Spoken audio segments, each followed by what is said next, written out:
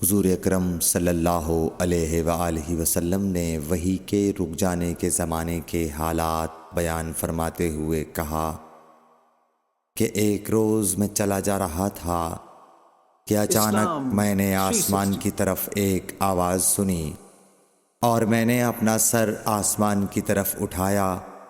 کیا دیکھتا ہوں کہ وہی فرشتہ جو میرے پاس غار حرا میں آیا تھا وہ آسمان و زمین کے بیچ میں ایک کرسی پر بیٹھا ہوا ہے۔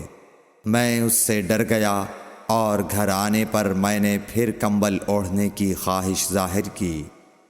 اس وقت اللہ پاک کی طرف سے یہ آیات نازل ہوئیں، اے لحاف اوڑھ کر لیٹنے والے، اٹھ کھڑا ہو اور لوگوں کو عذاب الہی سے ڈرا، اور اپنے رب کی بڑائی بیان کر، اور اپنے کپڑوں کو پاک صاف رکھ اور گندگی سے دور رہ۔